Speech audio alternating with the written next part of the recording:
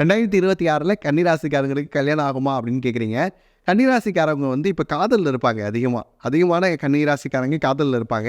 அதை திருமணமாக மாற்றிக்க வேண்டியது அவங்களுடைய பொறுப்பில் தான் இருக்குது. ஏன்னா கன்னிராசிக்காரங்க ரெஸ்பான்சிபிலிட்டிஸ் எடுக்கிறதுல கொஞ்சம் தயக்கம் காட்டுவாங்க.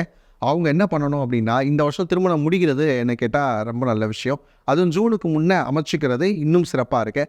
அது மட்டும் இல்லாமல் அரேஞ்ச் மேரேஜ் வருது அப்படின்னு சொன்னாங்கன்னா, அங்கே வந்து நீங்கள் என்ன பண்ணிக்கணும்னா, ஃபேமிலி பேக்ரவுண்ட் மட்டும் ஒரு தடவை செக் பண்ணிக்கிறது பெட்டராக இருக்கும். ஏன்னா அவங்ககிட்ட நம்மகிட்ட சொல்லியிருக்கக்கூடிய விஷயம் ஒன்றா இருக்கும், அவங்களுடைய நேச்சர் அப்படிங்கிறது வேறு மாதிரி இருக்கும். அது இந்த கன்னிராசிக்கு இந்த வருஷம் அதில் வந்து ரொம்ப கவனமாக இருக்கணும். எப்படி அப்படின்னா, நமக்கு வந்து பொண்ணு வீடாக இருக்கட்டும், இல்லை மாப்பிள்ளை வீடாக இருக்கட்டும், நமக்கு வரக்கூடியவங்களுடைய அவங்க நேச்சர் என்ன அப்படிங்கிறத அவங்க சொன்ன விதத்தை கொஞ்சம் ஆராய்ச்சி பண்ணி பார்க்குறது நல்ல விஷயமா இருக்கும். அவங்க வேலை பார்க்குறாங்கன்னு ஒரு இடத்துல சொல்கிறாங்கன்னா, அங்கே உண்மையாலே அவங்க வேலை பார்க்குறாங்களாங்கிறத செக் பண்ணிக்கோங்க.